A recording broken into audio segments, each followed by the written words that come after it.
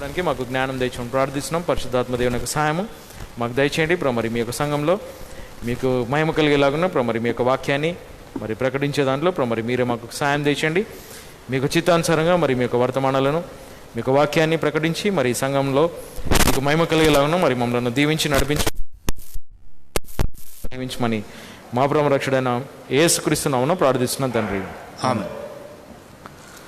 So ఇక్కడ మనం చూస్తున్నాం, ఇక్కడ ఒక న్యూ చాప్టర్, అంటే ఇది 18th చాప్టర్, మనం 17th చాప్టర్ ముగించేసినాము. మరి ఒక దైవజనుడు ఏమంటాడంటే, one man of God says 18th chapter is the final chapter of human history. This the final chapter అంట. ఇది చివరి అధ్యాయము హ్యూమన్ హిస్టరీలో. లైక్ హ్యూమన్ గవర్నమెంట్ అనేది ఏదైతే ఉందో, మానవుడు నడిపించే అంటాం ప్రభుత్వం అంటాము. Okay, so human government, this is the final chapter of the human history in ruling. అంటే human ruling or human government, మానవుడు నడిపించే ఈ వ్యవస్థకు, మానవుడు నడిపించే ఈ ప్రభుత్వానికి ఇది చివరి అధ్యాయం. This is the last chapter of the book of revolution chapter 18. This is the last chapter for the human government. మానవుడు నడిపించే దానికి చివరి అధ్యాయం అనమాట. So this also says the 18th chapter is the window shopping of Babylon. బబులోన్లో window shopping చేస్తున్నాం అనమాట. అంటే ఈ బబులోన్లో ఉండేది మనం విండో షాపింగ్ అంటే మనకు తెలుసు కదా, బయట నుంచి అన్నీ చూసుకుంటూ వెళ్తాం కదా. మనము ఏసురావు నగర్ అటు వెళ్తుంటే విండో షాపింగ్ చేయొచ్చు, అంటే జస్ట్ దూరం నుండి చూసుకుంటూ వెళ్ళడం. So 18th chapter is the window shopping. ఎందుకు షాపింగ్ అంటే it speaks about the merchandise, అంటే ఈ దీంట్లో వ్యాపారం సంగతి మాట్లాడుతుందంట. 18th chapter is all about the commerce, economical system, మరి ఇవన్నీ కూడా వ్యాపారానికి సంబంధించిన అధ్యాయము. So 18th chapter is the last chapter in human history. దీని తర్వాత మానవుని ప్రభుత్వం ఉండదు, హ్యూమన్ గవర్నమెంట్ అనేది దీని తర్వాత కనబడదు. కాబట్టి this is the last chapter, ఇది చివరి అధ్యాయం. కాబట్టి బాబులోన్ ఈజ్ ఎ సిస్టమ్. మరి బబులోన్ అనేది ఒక వ్యవస్థ. మరి మనం పోయినసారి మనం చూస్తున్నాం, బాబులోన్ is a religious system, political system and economical system కదా. ఇది మతపరమైన వ్యవస్థ, రాజకీయ సంబంధమైన వ్యవస్థ, తర్వాత ఆర్థిక వ్యవస్థ, economical system. So 18th chapter అంతా కూడా ఎకనామికల్ సిస్టమ్ కనబడుతుంది. సో అందుకే ఇక్కడ ఈ చాప్టర్లో మనం ఇంట్రడక్షన్ చూసుకుంటాము. ఫస్ట్ మనం దీని గురించి కొద్దిగా వివరించుకుందాము, ఇంట్రడక్షన్ తీసుకొని వెళ్దాం. So బాబులోన్ is a system and also it is a city. మరి ఇది ఒక పట్టణము, ఒక వ్యవస్థ, రెండు కూడా మనం చూస్తున్నాం. It is a city, it is called the great city. బాబులోన్ is called the great city, ఇది గొప్ప పట్టణం అని చెప్పడం జరుగుతుంది. So 17th chapter and 18th chapter, మరి 17వ అధ్యాయానికి 18వ అధ్యాయానికి ఉన్న డిఫరెన్స్ ఏంటంటే, the 17th chapter talks about the system of బాబులోన్ and this revolution 18th chapter speaks about the city of బాబులోన్. మరి 17వ అధ్యాయము మరి మనం చూస్తున్నాం ఏంటంటే, 17వ అధ్యాయంలో 17th చాప్టర్ అండ్ 18th చాప్టర్కి ఉండే భేదం ఏంటంటే, సిస్టమ్ ఆఫ్ బాబులోన్.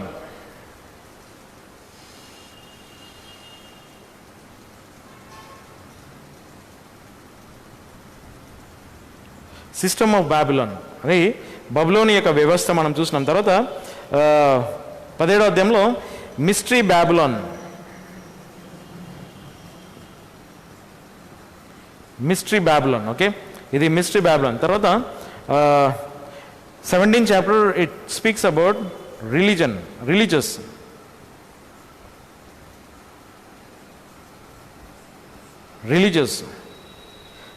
సిస్టమ్ మనం మాట్లాడుతున్నాం. తర్వాత religious and political.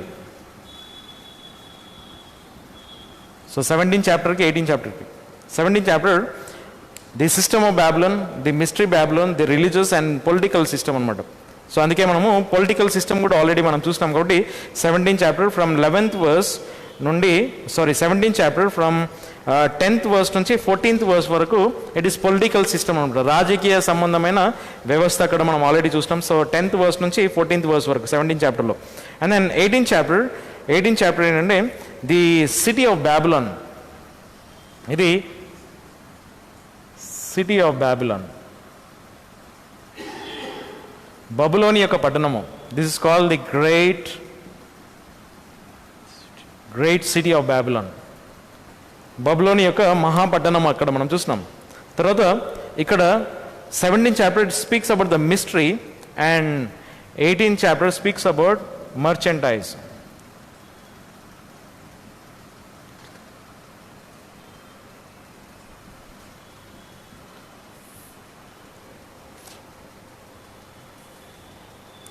Merchandise, okay. అంటే ఇది ఒక అంటే లేకుంటే ఎకనామిక్ ఆర్ కామర్స్ అంటే ఒక ఆర్థిక వ్యవస్థ సంగతి చూపిస్తుంది 18th చాప్టర్లో. అండ్ దెన్ ఇది merchandise and then economical system మనకు చూపిస్తుంది, ఓకే. సో అందుకే 18th చాప్టర్లో మర్చెంట్స్ అంటే వ్యాపారస్తులు కనబడతారు అక్కడ. మనం 18th చాప్టర్లో మర్చెంట్స్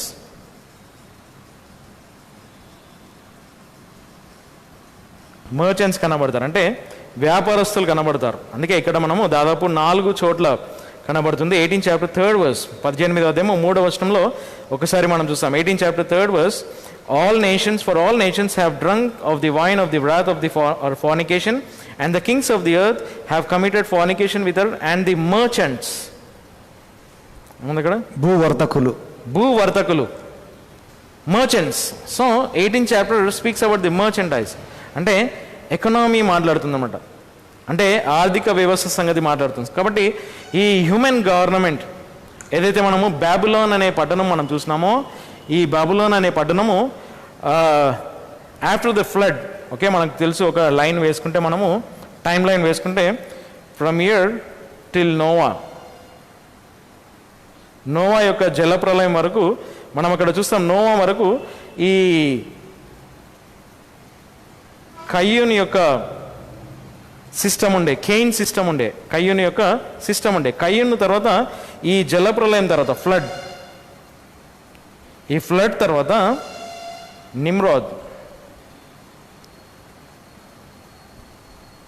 నిమ్రోద్ ద్వారా ఈ యొక్క బబులోని యొక్క సిస్టమ్ అంటే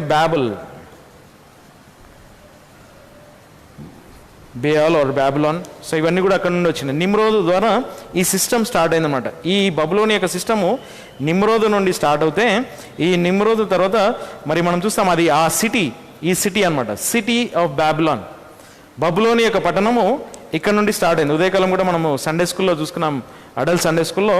ఈ నిమ్రోదు టైంలో మరి టవర్ ఆఫ్ బాబెల్, మరి బాబేల్ యొక్క గోపురము కట్టే దాంట్లో అక్కడ ఒక సిస్టమ్ స్టార్ట్ అయిందనమాట. సో అక్కడ వాళ్ళు ఏం చేస్తున్నారంటే వ్యాపారము చేసుకునే విధంగా ఆ సిస్టమ్ ఒక పట్టణాన్ని నిర్మించినారు. అందుకే ఇక్కడ నుంచి స్టార్ట్ అయిందన్నమాట. ఈ రిలీజియస్ సిస్టమ్ తర్వాత స్టార్ట్ అయింది, పొలిటికల్ అండ్ ఎకనామికల్ సిస్టమ్ ఇక్కడ నుండి స్టార్ట్ అయింది. హ్యూమన్ గవర్నమెంట్ అనమాట. ఇది మానవుడు నడిపించిన మరి యొక్క ఏమంది మర్చెంట్ అంటే వర్తకం. సో ఇక్కడ నుంచి స్టార్ట్ అవుతుంది అనమాట. సో అది ఇక్కడ నుండి స్టార్ట్ అవుతే ఈ 7 years ట్రిబ్యులేషన్ పీరియడ్, మరి ఇక్కడ ఈ ట్రిబ్యులేషన్ పీరియడ్లో ఇక్కడ నుండి ఇక్కడ వరకు ఈ హ్యూమన్ సిస్టమ్ అనమాట, human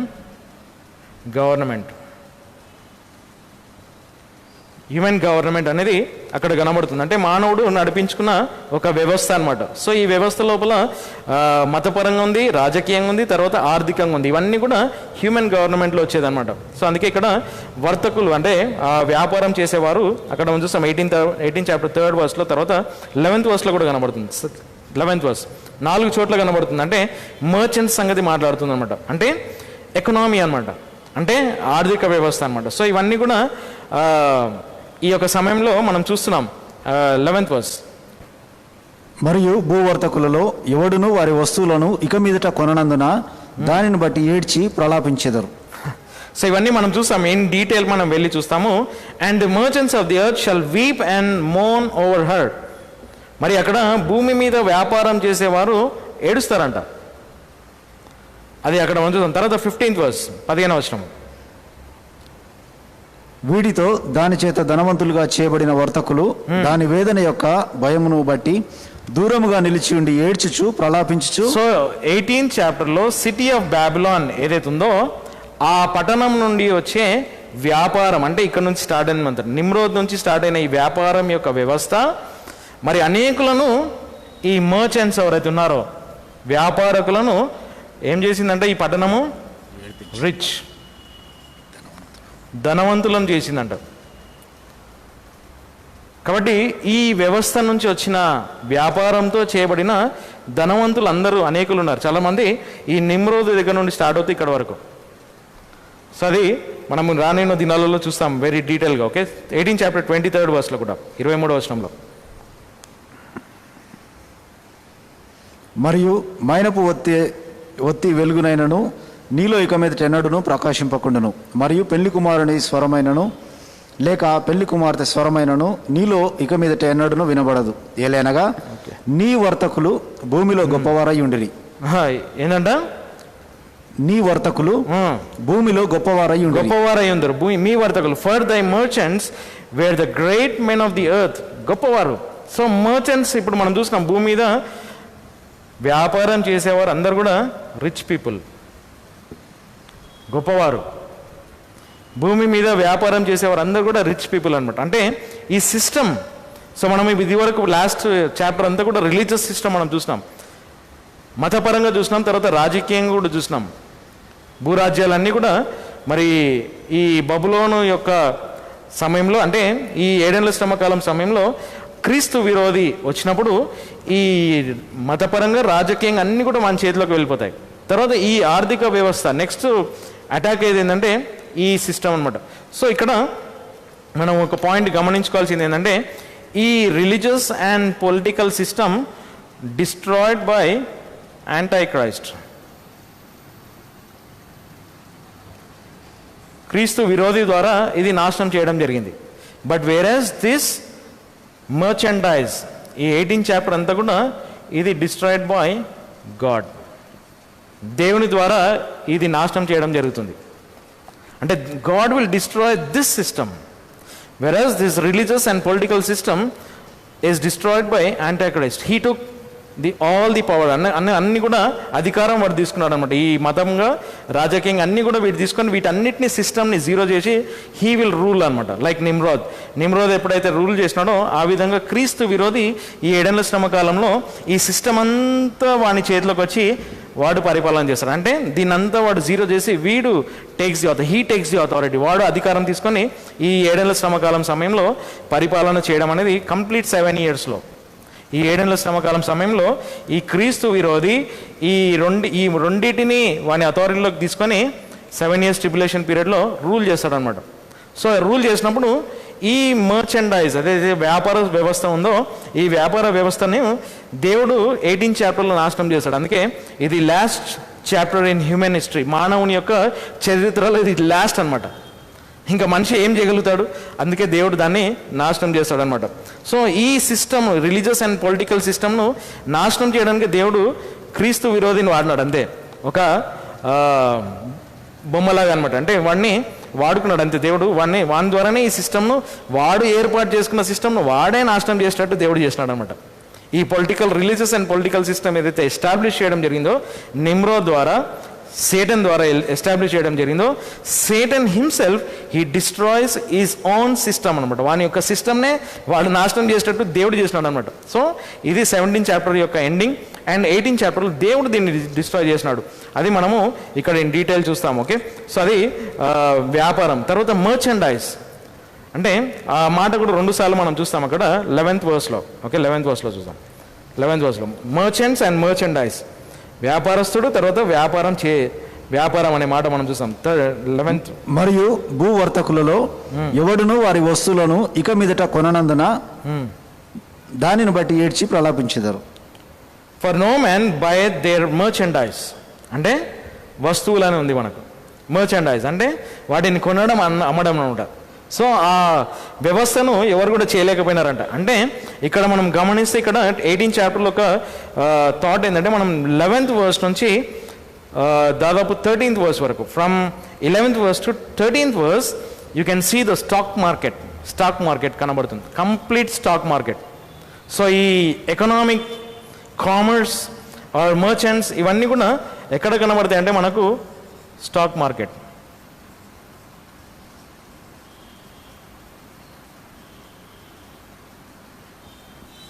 this is world economy. లోకం యొక్క వరల్డ్స్ ఎకనామీ, లోకం యొక్క ఆర్థిక వ్యాపార వ్యవస్థ అనమాట. అంటే వరల్డ్ ఎకనామీ అనమాట. సో లోకమంతా కూడా ఈ స్టాక్ మార్కెట్ మీదే ఆధారపడింది కదా. ఇప్పుడు మన గోల్డ్ రేట్ ఎందుకు పెరిగింది? Because of the stock market. మనకు ఏమి పెరిగినా ఏం తగ్గినా అన్నీ కూడా ఆధారం దేనికంటే స్టాక్ మార్కెట్. స్టాక్ మార్కెట్ తోటి అన్ని డిఫరెన్స్ వస్తున్నాయి అనమాట. ప్రైస్ వేరియేషన్స్ అన్నీ కూడా because of the stock market. So God will destroy that system. ఆ సిస్టమ్ని దేవుడు నాశనం చేస్తాడు ఇన్ ఫ్యూచర్.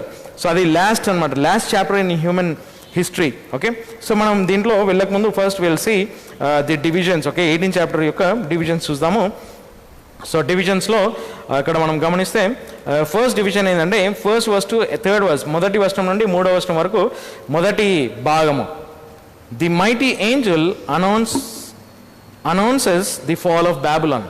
మరి మొదటి వచనం నుండి 3వ వచనం వరకు మనం చూస్తే అక్కడ మరి ఒక బలవంతుడైన దూత, దేవుని యొక్క దూత, శక్తివంతుడైన దేవుని యొక్క దూత ఈ బబులోని యొక్క పతనంను ప్రకటిస్తాడు. ఈ announces the fall of Babylon.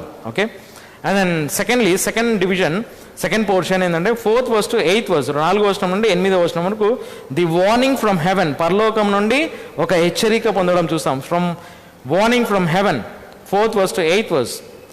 And from 9th verse to 19th verse, 9వ వచనం నుండి 19వ వచనం వరకు. It is a big portion. 9వ వచనం నుండి 19వ వచనం వరకు the mourning of kings and merchants, collapse of stock market.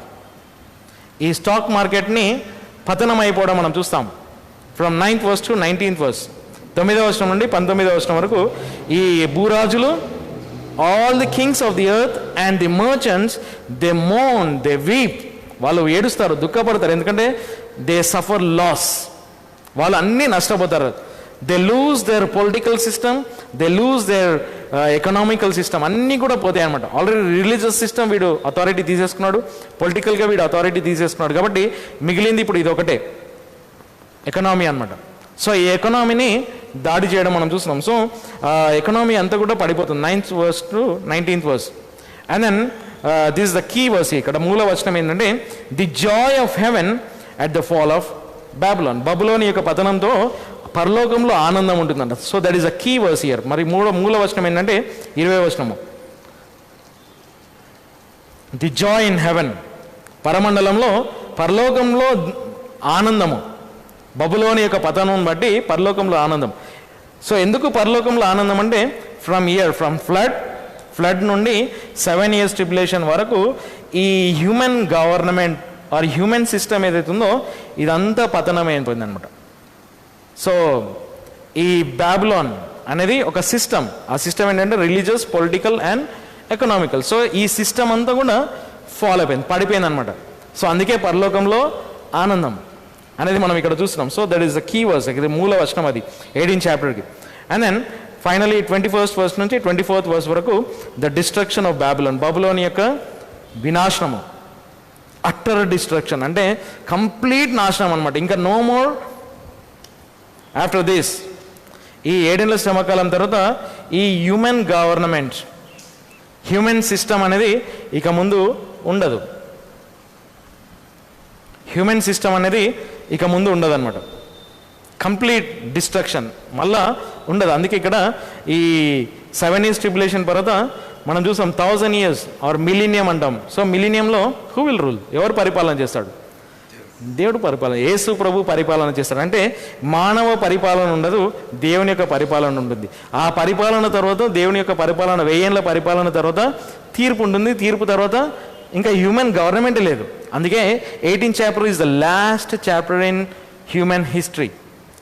మానవుని యొక్క చరిత్రలో ఈ 8వ అధ్యాయం 18వ అధ్యాయం చివరి అధ్యాయం అనమాట. ఇంకా వానికి నెక్స్ట్ లేదు అనేది మనం చూస్తున్నాం. సో 4 sections, మనం ఆల్రెడీ 5 sections చూసుకున్నాం. Okay, so introduction. So Babylon అనేది ఏంటి అంటే బైబిల్ మనకు చెప్తుంది ఇక్కడ ఈ Babylon 17th chapter system and the city of Babylon. ఈ యొక్క సిస్టమ్ ఏదైతుందో బబులోని యొక్క వ్యవస్థ, తర్వాత బబులోని యొక్క పట్టణము ఏంటి అంటే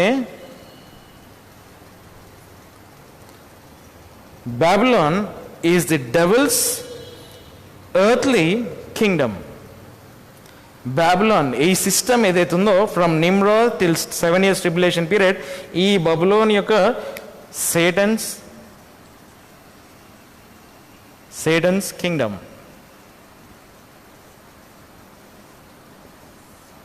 సాతానుని యొక్క వాని యొక్క అంధకార రాజ్యం. So Babylon is the devil's earthly kingdom with all religious, political and economical system. So ఇవన్నీ కూడా సాతానుని యొక్క పతనం, మతపరంగా, రాజకీయంగా, ఆర్థికంగా. సో ఇవన్నీ కూడా నిమ్రోదు నుండి 7 ఏళ్ల శ్రమకాలం వరకు ఇదంతా సాతానుని యొక్క రాజ్యము భూమి మీద, సేటన్స్ కింగ్డమ్ అన్న అది చాలా భయంకరమైన సిస్టమ్ మనం చూస్తున్నాం. సో అది మనం దాని గురించి నేర్చుకుంటున్నాం. ఓకే, సో మనము వర్స్కి వెళ్దాము. సో ఇదంతా కూడా ఇంట్రొడక్షన్ అబౌట్ 18th చాప్టర్, 18వ అధ్యాయానికి ఇవన్నీ కూడా ఉపోద్ఘాతం మనం చూసుకున్నాం. తర్వాత ఇక్కడ ఇన్ డీటెయిల్ మనం వెళ్ళి చూస్తే చాలా విషయాలు మనం నేర్చుకుంటాం. ఇక్కడ ఏ విధంగా దేవుడు దీనిని నాశనం చేస్తాడు. ఇది ఆల్రెడీ అయిపోయింది, ఇప్పుడు మిగిలింది ఇది ఒకటే, ఎకనామీ అనమాట. అందుకే ఇక్కడ మనం చూస్తాం ఈ దినాలలో ఒక దేశం నుండి ఒక దేశంకి వార్ జరగాలి అంటే ఈ దినాలలో మరి నెక్స్ట్ ఏ విధంగా టార్గెట్ చేస్తున్నారంటే ఈ ఎకనామీ తోటి. ఒక దేశం యొక్క ఎకనామీని పడగొట్టేస్తే ఆ దేశాన్ని మనం గెలిచినట్టే. వెళ్ళి యుద్ధము చేయడంతో మరి ఆ ఎకనామీ పోతుంది. సో ఆ ఎకనామీని ఎలా డిస్ట్రాయ్ చేయాలనేది ఒక దేశం చూస్తుంది అనమాట. అందుకే మన ఇండియా వాళ్ళు చైనా నుండి వచ్చే ప్రోడక్ట్స్ని బ్యాన్ చేసినారు. ఎందుకు? ఓన్లీ కరోనా వైరస్ గురించి బ్యాన్ చేసినారు అనొచ్చు, కానీ వాళ్ళ ఎకనామీ పెరుగుతుంది. వాళ్ళ ప్రోడక్ట్స్ మనం కొనడంతో వాళ్ళ ఎకనామీ ఇంక్రీజ్ అవుతుంది, మన ఎకనామీ తగ్గిపోతుంది. సో వాళ్ళు ఏం చేసినారంటే మన ఇండియా మీద, అంటే వేరే దేశాలు మొత్తం అన్ని దేశాల మీద ఆ టెక్నాలజీతోటి, అంటే వాళ్ళకుండే టెక్నాలజీతోటి ఏం చేస్తున్నారంటే అందరి మీద ఆ ప్రోడక్ట్స్ పంపించి వాళ్ళ ఎకనామీ పెంచుకుంటున్నారు. ఎప్పుడైతే ఎకనామీ పెరుగుతుందో ఏమవుతుంది, ఆ దేశము స్ట్రాంగ్ అవుతుంది అనమాట. డబ్బు ఎక్కువ ఉంటే ఆ దేశము స్ట్రాంగ్ అవుతుంది. మన ఎకనామీ పెరిగితే దేశం స్ట్రాంగ్ అవుతుంది. అందుకే మనం జీడిపి అంటాం కదా, మన దేశానికి జీడిపి అంటారు. సో ఆ మన జీడిపి తగ్గిపోతుందంటే మన ఎకనామీ తగ్గిపోయినట్టు. ఒక్క పాయింట్ తగ్గిపోయినా మన ఎకనామీ తగ్గిపోయినట్టు. సో అదంతా కూడా కామర్స్. ఓకే, మన కామర్స్ క్లాస్ కాదు, కానీ సార్ జస్ట్ మనకు అర్థం కావడానికి. ఓకే, సో ఇక్కడ మనం చూసినాం ఫస్ట్ వర్స్కి వెళ్దాం. సో అందుకే ఎకనామికల్ సిస్టమ్ని మరి దేవుడు నాశనం చేస్తాడు. అంటే కంప్లీట్ హ్యూమన్ హిస్టరీని జీరో చేసేస్తాడు దేవుడు 7 years ట్రిబులేషన్ పీరియడ్లో. అది చాలా భయంకరమైన విషయము. మరి మనిషికి ఏది కూడా దేవుడు లేకుంటే మనిషి బ్రతకలేడు అనేది ప్రాముఖ్యమైన విషయం. So 18th chapter 1st verse, and after these things I saw another angel came down from heaven having a great power, and the earth was lightened with his glory. What a beautiful verse. చాలా గంభీరమైన వచనం ఇది. After these things, ఈ విషయాల తర్వాత, ఏంటి విషయాల తర్వాత? ఆఫ్టర్ దీస్ థింగ్స్, ఈ విషయాల తర్వాత అంటే after 17th chapter, after religious and political system, what comes next? Economical system. So ఈ విషయాల తర్వాత it is a new vision. 18th chapter అనేది మరి యోహానుకు దేవుడు చూపించిన ఒక క్రొత్త, అంటే మరొక దృశ్యం అనమాట. ఒక ఏముంది అక్కడ, మొదటి వచనం. మరియు ఈ సంగతుల తర్వాత వేరొక దూత గొప్ప శక్తితో పరలోకము నుండి దిగిరాగా భూమి అతని మహిమతో వెలిగించబడటను నేను చూచినాడు. ఈ సా మరి ఇంకొకటి చూసినాడు అనమాట. ఈ విషయాల తర్వాత ఇంకొకటి చూసినాడు. ఏంటంటే ఆ బబులోని యొక్క పట్టణము సంగతి. ఓకే, బాబిలోన్ సిటీ సంగతి మనం చూసినాం. So great city. After these things A separate session are vision after the 17th chapter. ఈ 17వ అధ్యాయం తర్వాత ఇది క్రొత్త సెషన్ అనమాట, నెక్స్ట్ ఎపిసోడ్ అనమాట. అంటే ఫస్ట్ హాఫ్ అయిపోయింది, ఈ బాబిలోన్ సిస్టంలో ఫస్ట్ హాఫ్ అయిపోయింది, సెకండ్ హాఫ్ స్టార్ట్ అయింది అనమాట, సెకండ్ సెషన్. సో సెకండ్ సెషన్లో ఏ గ్రేట్ ఏంజల్, మరి ఒక గొప్ప దూత, అంతేనా? వేరొక దూత ఇంకొక దూత గొప్ప స్వరముతో శక్తితో పరలోకము నుండి దిగి వచ్చినాడంట. సో ఇక్కడ చూసినాం ఏ గ్రేట్ ఏంజల్. సో ఈ గ్రేట్ ఇంకొక Angel, another Angel. Okay, I saw another Angel come down from heaven. So చాలామంది ఏమంటారంటే దిస్ ఇస్ జీసస్ క్రైస్ట్, ఇది యేసు ప్రభు అని చెప్తారు.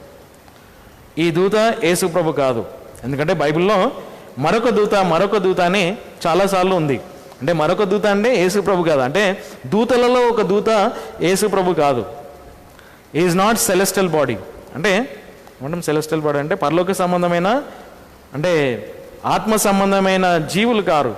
అంటే యేసు ప్రభు ఆయన నిజంగా దేవుడు అనమాట, ఆత్మస్వరూపే, కానీ ఆయన దూత కాదు అనేది మనం ఇక్కడ చూస్తాం. సో ఎన్నో చోట్ల మనం చూస్తాం another mighty Angel.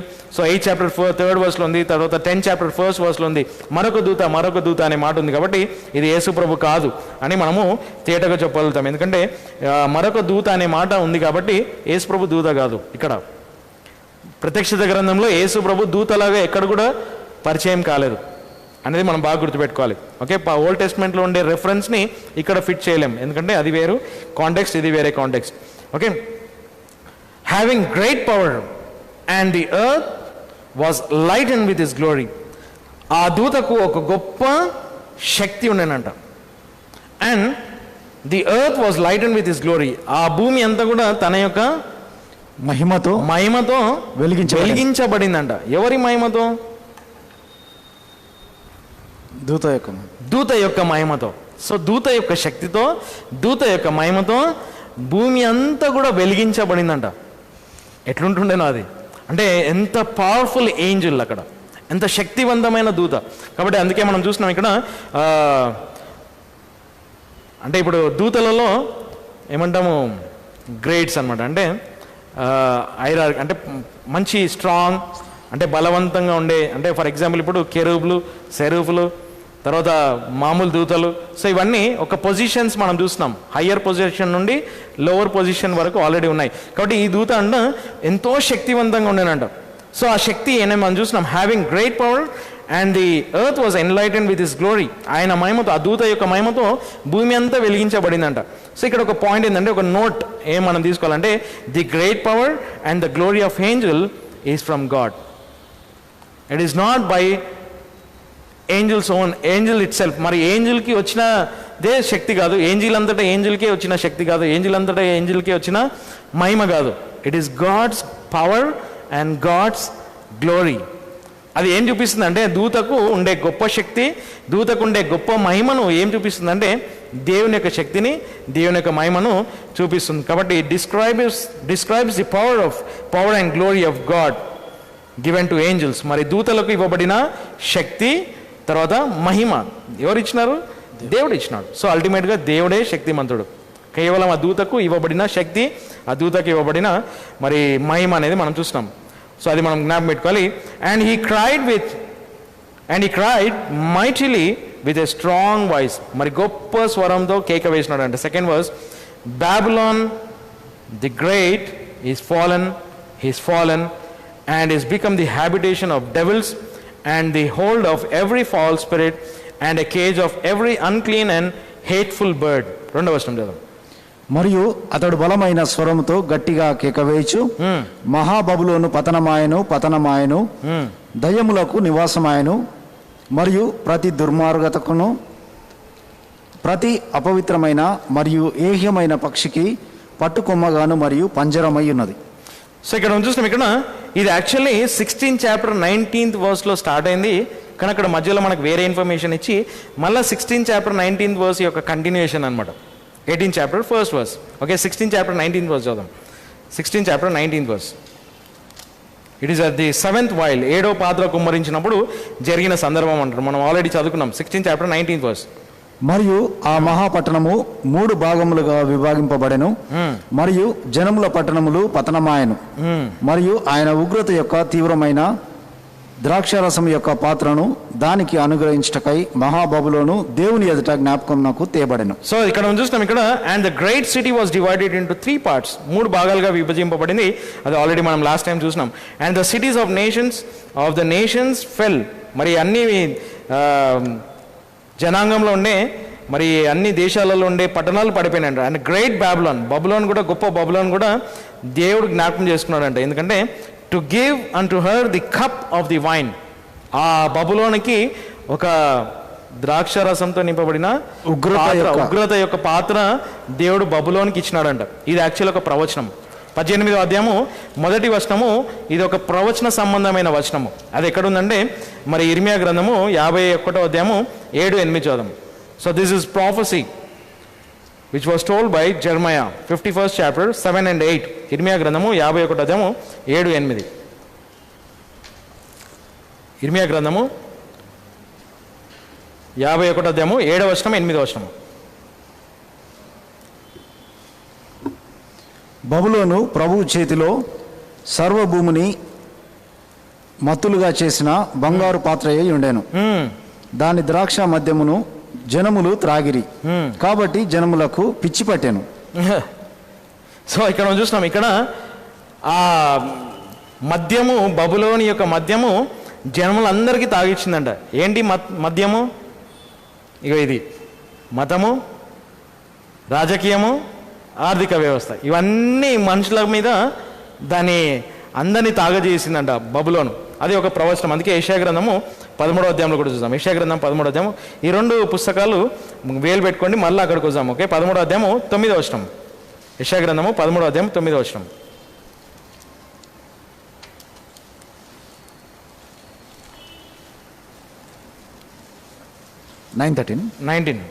Ninth verse. యెషయా గ్రంథము ఐజాయా 13 చాప్టర్ 9th వర్స్.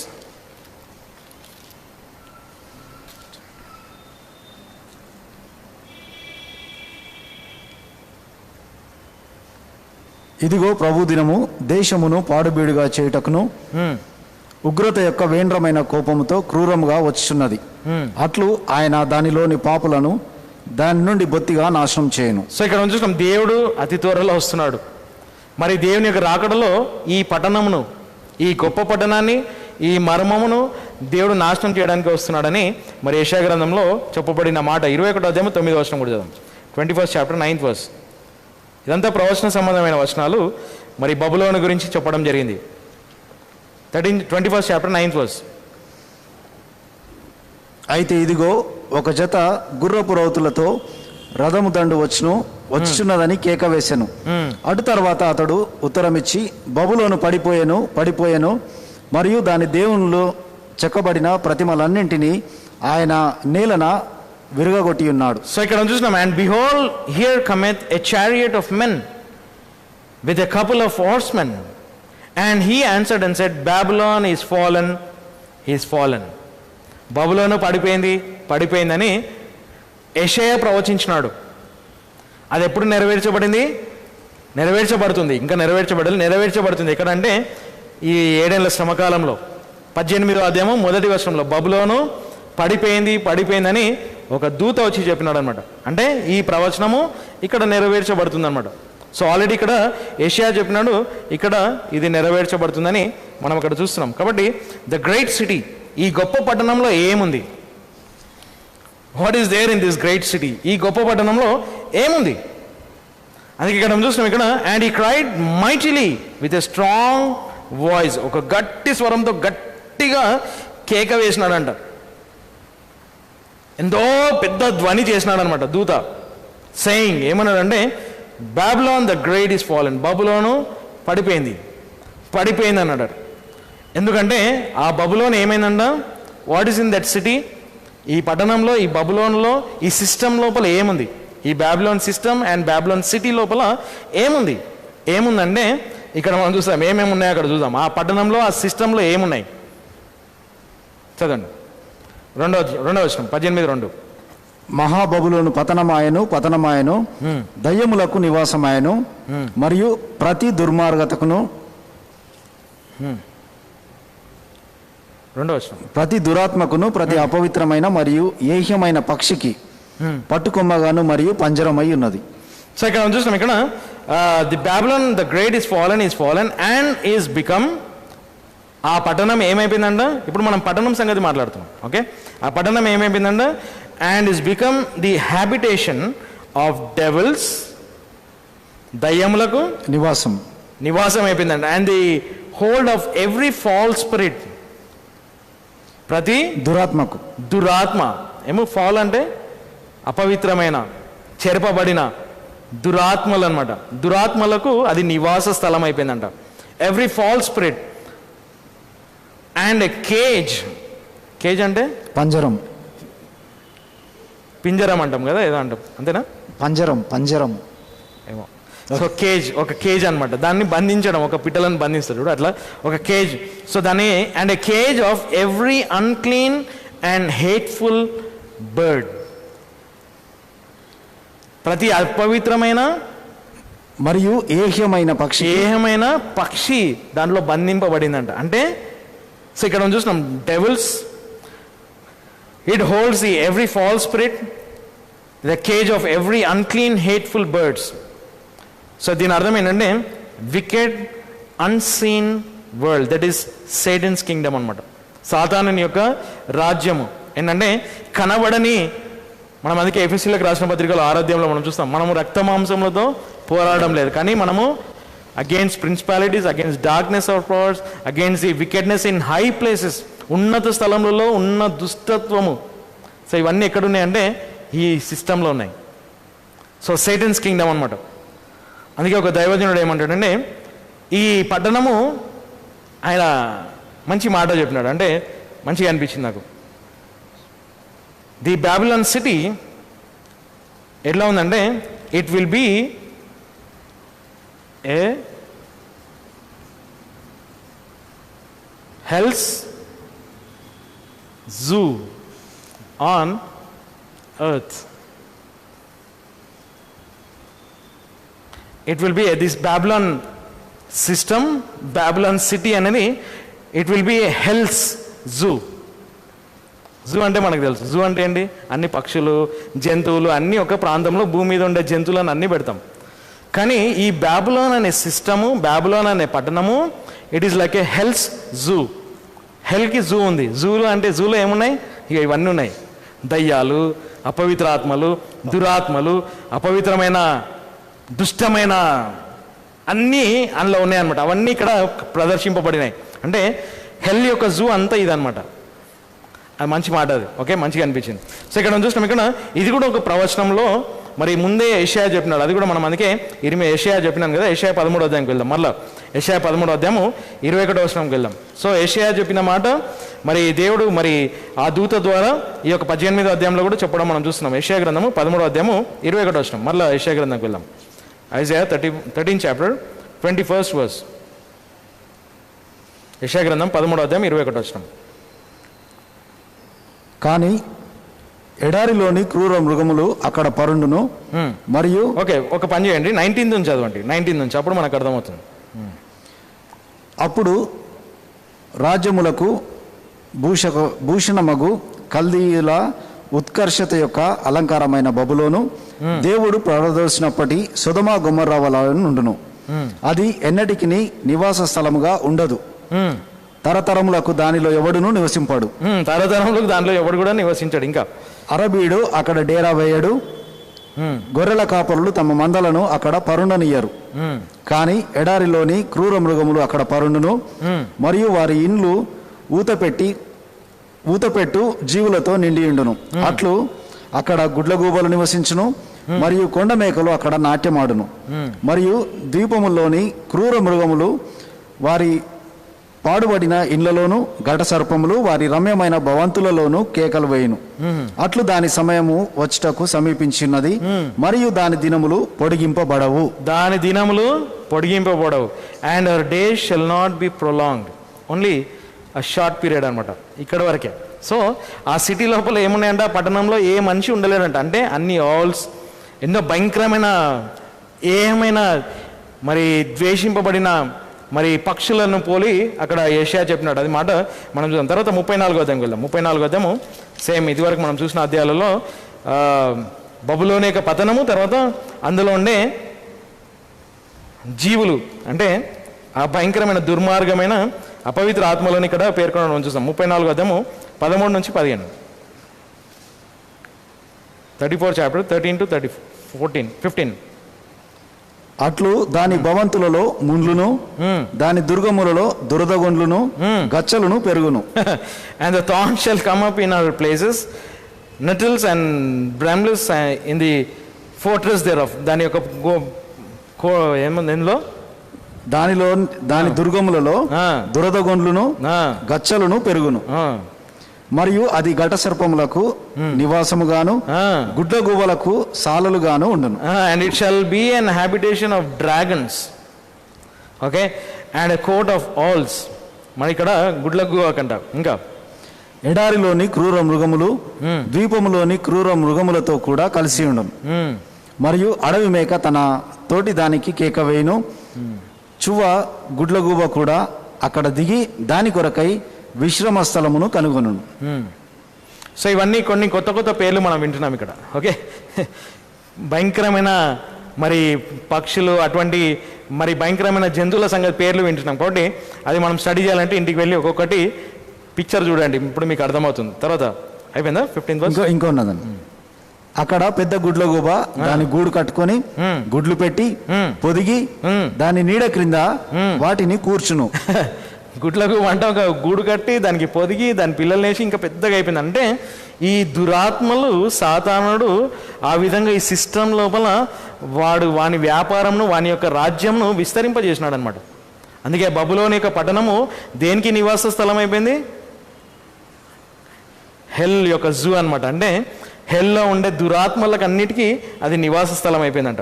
ఇంకొక వచనం అదే ఇర్మియా గ్రంథం 51కి వెళ్దాం. మరలా మనము పట్టణం సంగతి చూసినాం, ఇప్పుడు దాని యొక్క నివాస స్థలము గురించి చూద్దాం. 51వ అధ్యాయము 37వ వచనము, 51st chapter 37th verse. అప్పుడు బబులోను దిబ్బలుగాను ఘట సర్పములకు నివాస స్థలముగాను విస్మయాస్పదముగాను హుస్సుమనుటకు ఆస్పదముగాను నివాసి లేకుండాగాను ఉండును. ఓకే, సో ఇవన్నీ మీరు కిందికి వెళ్ళి చదువుకోండి ఇంటికి. And the Babylon shall become heaps a dwelling place for dragons. ఘట సర్పములకు అది నివాస స్థలం అయిపోయిందంట. అంటే ఈ సిస్టమ్ ఏదైతే మానవుడు హ్యూమన్ సిస్టమ్ ఏదైతే నిమ్రోదు ద్వారా ఫామ్ అయిందో, ఈ సిస్టంలో సేటన్స్ ఇన్ఫ్లుయెన్స్ అనమాట, సాతానుని యొక్క ఇన్ఫ్లుయెన్స్ జరుగుతుంది. సో సాతానుడు ఈ సిస్టంలో ఉన్నాడు. సో అందుకే బైబిల్లో మనం చూస్తాం ఇక్కడ, లోకంలో ఉండే వాటిని ప్రేమించకూడదు. Love not the things that are neither world not the things that are in the world. అంటే లోకంను love not the world not the things that are in the world. లోకంను ప్రేమించొద్దు, లోకంలో ఉండే వాటిని ప్రేమించకూడదు. లోకంలో ఉండేటివి ఏంటి అంటే 3 మనకు తెలుసు: శరీరాశ, నేత్రాశ, జీవోపడమం. ఇవన్నీ సిస్టంలో ఉన్నాయి. మనకు నేత్రాశ, శరీరాశ, జీవోపడమం ఎక్కడి నుంచి వచ్చింది? నేత్రాశ, శరీరాశ ఇగో ఇది ఈ ఎకనామికల్ సిస్టమ్ ఏదైతుందో దాంట్లో ఈ స్టాక్ మార్కెట్, ఈ వ్యాపార స్థలాలలో కూడా అంటే అదేం చూపిస్తుంది అంటే మన నేత్రాశ, శరీరాశ అనమాట. అంటే మనకు కనిపించేటివన్నీ లోకంలో. అందుకే మనము 18th chapter అంతా కూడా window shopping of Babylon, Babylon యొక్క షాపింగ్ మనం చూసాం. అంటే దాంట్లో ఏమేమి ఉన్నాయి బబులోన్ లోపల, దూరం నుంచి చూస్తే మంచిది, లోపలికి వెళ్ళొద్దు. ఓకే, అందుకే విండో షాపింగ్ అన్నాం. ఓకే, లోపలికి వెళ్తే అందులో వెళ్ళిపోతాం. కాబట్టి దేవుడు మనకు సాయం చేయాలి. సో 18th chapterలో చాలా డీటెయిల్గా మనం చూస్తాం. అంటే ఈ వ్యవస్థను దేవుడు కంప్లీట్ నాశనం చేస్తాడు. Human government, human leadership, so ఇవన్నీ కూడా అండర్ సేటన్స్ కంట్రోల్ అనమాట. సేటన్స్ ఇన్ఫ్లుయెన్స్ ద్వారా జరగబడుతున్న ఈ సిస్టమ్ అనమాట. సో ఈ బబులోనికి నివాస స్థలము భయంకరమైన దురాత్మలు, భయంకరమైన వ్యవస్థ అక్కడ ఉంది. అందుకే మనం బైబిల్లో మనం చూసినాం కదా, ఎవ్రీ కింగ్డమ్, ప్రతి రాజ్యం వెనకల ఒక రాజ్యం అంటే ఒక కింగ్డమ్ వెనకల ఒక దురాత్మ ఉంటుంది. ఎవ్రీ కింగ్డమ్, ఏ రాజ్యమైనా కూడా ఆ రాజ్యం వెనకల ఒక దురాత్మలు ఉన్నాయి. సాతానుని యొక్క అంటే చేల అంటాం కదా, సాతానుని యొక్క అనుచరులు అందరూ కూడా ప్రతి రాజ్యం వెనుక ఒక్కొక్కటి పెట్టేసినాడు అనమాట, ఏ కింగ్డమ్ అయినా కూడా. అందుకే దానియేలు గ్రంథంలో వెళ్ళి మీరు చూస్తే తెలుస్తుంది. ఆ గాబ్రియేలు దూత రావడానికే ఆటంకం జరిగిందంట. ఎందుకంటే అక్కడ దురాత్మలు ఆటంకం చేసినారనమాట. దానియేలుకు వర్తమానం ఇవ్వడానికే ఆటంకం జరిగింది. అప్పుడు గాబ్రియేలుకి వచ్చినప్పుడు మికాయేలు వచ్చి ఆ గాబ్రియేలుకు సాయం చేసి మరి గాబ్రియేలు వెళ్ళి అక్కడ చెప్పడం జరుగుతుంది. అంటే ఆ బబులోను రాజ్యము, మాదీల పార్షీయుల రాజ్యంలో దాని వెనుక ఉండే మూలం ఎవరంటే సాతానుడు. సో ఈ సిస్టమే సాతానుని యొక్క సిస్టమ్ అనమాట. అందుకే దేవుడు మనం జ్ఞాపం చేసేది, ఈ లోకం అనే వ్యవస్థ నుండి బయటికి రావాలా, లోకంను ప్రేమించకూడదు. Friendship with the world is enmity with God. లోకంతో స్నేహితము, దేవునితో శత్రుత్వం. ఎందుకు ఆ మాట మనకు బైబిల్లో ఉందంటే, ఈ సిస్టంతో మనము స్నేహితం చేస్తే దేవునితో శత్రుత్వం. కాబట్టి దేవుడు మనకు సాయం చేయాలి. మరి ప్రార్థన అవసరాలు తీసుకొని అనౌన్స్మెంట్ చేసుకొని ప్రార్థన చేసుకున్నాం.